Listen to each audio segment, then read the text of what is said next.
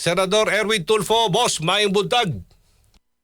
Mayang buntag by Aljo, mayang buntag sa tanan. Kung samantong nadawat nato, Senador, tinuod, totoo ba ito na may diskriminasyon sa pamimigay ng ayuda dyan sa Isla Verde, Purok Isla Verde sa Talisay City sa Cebu? At anong naisip po ninyong amendment sa batas para maiwasan ho ang mga discrimination sa pamamahagi ng tulong lalo na kapag merong bagyo?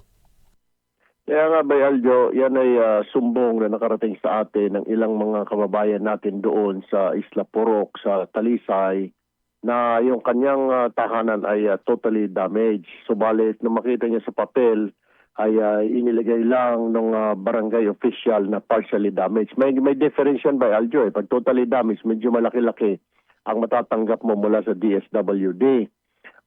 Pati sa DSUD, pwede ka pang humingi. Pero kung sinasabi niya partially damaged, kasi maaaring partially damaged, maaaring natuklap lang yung bubong o natanggal lang yung dingding. So partial din ang bibigay sa iyo ng pamahalaan na ayuda. Ang sinasabi ng ilang kababayan natin dahil medyo hindi yata sila bumoto doon sa barangay captain na yon. Ito yung problema na matagal na by Aljo na sinasabi natin sa LGU nagkakaproblema kasi ang DSWD nagre-rely lang yan doon sa report na isinasubmit ng mga LGU. Kasi hindi naman talaga, wala naman talagang listahan ang DSWD. Hindi nila alam kung sino-sino yung mga tao dyan sa barangay. So they rely doon sa listing ng barangay officials ng local government.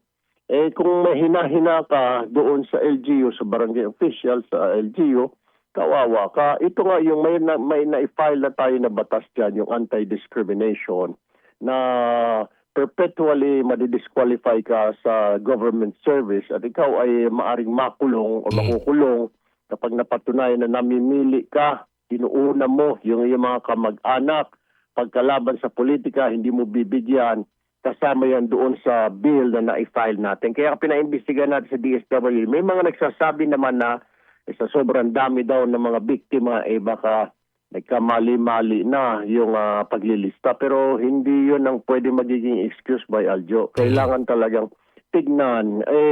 Pagdating sa ganyan by Aljo, pag disaster na, dapat wala ng diskriminasyon. Hindi na dahil siya ay dilaw, siya ay berde, siya ay pula. Hindi po pwede. Kailangan pantay-pantay. Kung anong ibibigay mo sa kapartido mo, yun din ang ibigay mo sa kalaban mo. Because after all, by Aljo, yung pinamimigay ng gobyerno ay hindi naman galing yan kay chairman. Tama. Lalong hindi rin yan galing kay DSWD o kay Pangulo. Yan ay pondo ng taong bayan na ibinigay para sa itulong sa mga kababayan natin, by Aljo. I'm sure nakarating na ito kay Secretary Rex Gatchalian. Pinaimbestigahan na, by Aljo. Talagang ang kagandahan lang kay Secretary Gatchalian walang sinisino ito. Kapag nakatanggap siya, kahit na napakaliit na reklamo mula sa ordinaryong tao, kaagad niya pinasisilip sa mga kanyang mga tauhan, lalo niya dyan sa Visayas region. So at the same time, kahit na busy sila, tayo ay by the way, by Aljo, nais ko lang saluduhan itong efforts ng DSWD na sunod-sunod itong kalamidad, Bagyong Tino, earthquake, tapos uwan. Walang patid din ang trabaho ng mga DSWD. Kaya nais ko lamang pasalamatan sila bilang chairman ng Social Justice and Welfare, ang lahat ng tauhan ng DSWD. Hindi lang DSWD, kundi lahat, pati yung mga search and rescue. Maraming salamat po sa inyong serbisyo. Alam ko sa DSWD by Aljo, halos wala ng tulog ang mga tao dyan sa kabibigay ng ayuda.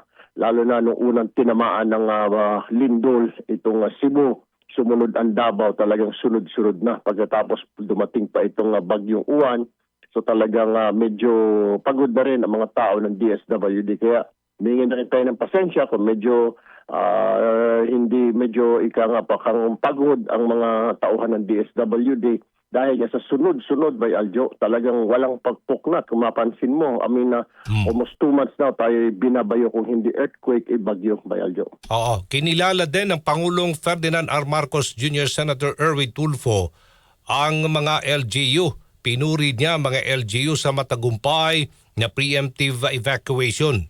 Yung maagap na paglikas, yun daw na nagdala ng malaking pagbabago sa sitwasyon. Dahil napakalaking bagay itong mabilis na pagkilos at kooperasyon ng taong bayan. Reaksyon niyo po dyan, Senator Tulfo. Tama yan, Bay Aljo. Tama yan. I mean, yung preventive evacuation. Kasi dati may mga kababayan tayo. Pero hanggang ngayon, may mga kababayan pa rin tayo na ayaw sumunod. Hindi mo naman pwedeng ikulong yan, Bay Aljo. Yung mga tao na yan at bit-bitin sa evacuation center. So papakiusapan na lamang.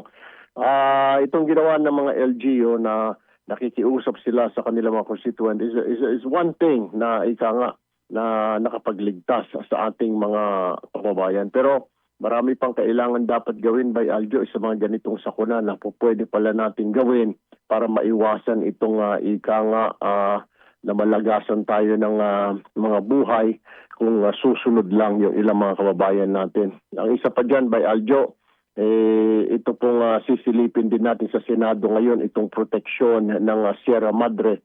Dahil kung wala itong Sierra Madre, maaring dapa na rin itong Luzon. Binasag ng Sierra Madre ang bagyong Uwan, kaya hindi ganun nga katindi ang epekto. Pero nakakalungkot, Bay Aljo, marami na ako na-report na natatanggap simula pa nung isang araw na medyo kinakalbo ang Sierra Madre at meron pang mining dyan sa ibabaw ng Sierra Madre. Ano na lang mangyayari kung makakalbo ang Sierra Madre, Bay Aljo? Sinasabi naman ng itong iba, wala naman daw sa protected area.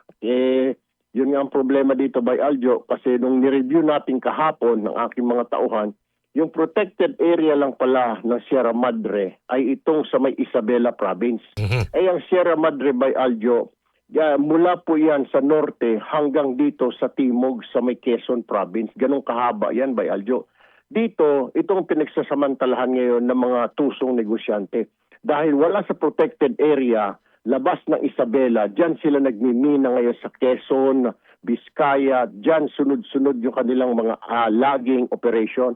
Kapag hindi ito napigilan, Bay Aljo, makakalbo ang Sierra Madre, wala na tayong protection. Kaya ngayong umaga, Bay Aljo, tayo magpa-file na idideklara na ng isang bill, deklara yung buong Sierra Madre from Cagayan all the way to Quezon Province na isang protected area, Bay Aljo. Meaning, total lag ban, total mining ban, total resource development ng Sierra Madre.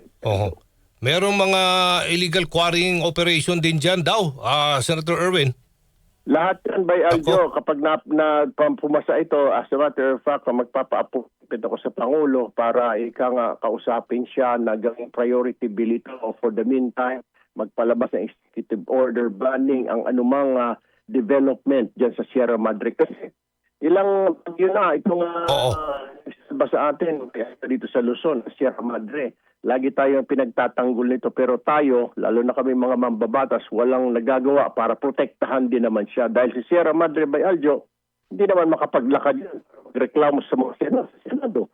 Hindi naman makapagprotesta sa harap ng Senado. So, yun na ang mga sa gobyerno, nasa mga mambabatas, magprotekta. Ang tayo ang magprotekta sa inang kalikasan na si Sierra Madre, Bay Aljo. Okay, narinig ko, panggit mo na yung mga government NGO na nagbakasyon habang bagyo.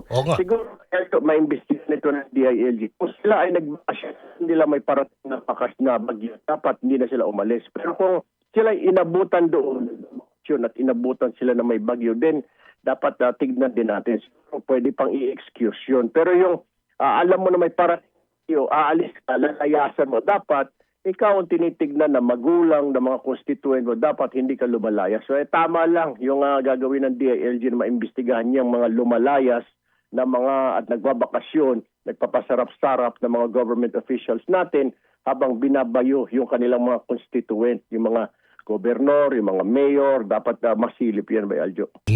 Okay. May iba po ako, Senador. Anong asa naman sa susunod na hearing tungkol sa manumalyang flood control projects dyan sa Senate Blue Ribbon Committee?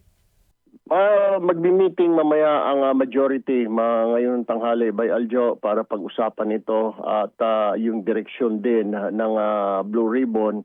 And I believe, sabi nga ni Senator Ping Lacson, siya na yung magiging bagong chairman ng Blue Ribbon dahil pumayag na rin tayo, di ba? Ako'y ginawang acting chair. Sabi ko lang naman hanggang acting chair, baka may mga interesado pang kumuha dyan. So muling hiningi ni Senator Lacson ito at ang sabi niya may papatawag siya bagong testigo at tila iimbestigahan dahil ang hinahanap ngayon ito si Gutesa dahil very damaging yung kanyang testimony na tungkol doon kay Speaker Romualdez, Saldico at ilang pa mga mambabatas. Subalit hindi na makita si Ginoong Gutesa. Kailangan ng kanyang testimonya para ika nga may sama sa mga report, pero na committee report. Pero kung nawawala siya, paano na lamang yan, Bayal Joe? Okay. Dagang kay salamat, Senator Erwin Tulfo, may buntag, boss. May buntag, Bayal Joe. Good morning! Thank you! Si Senator Erwin Tulfo, ang Chairman, Games and Amusements and Social Justice at Welfare and Rural Development Committee at Vice Chairman ng Senate Blue Ribbon Committee. Oras natin, 6:37 ng umaga.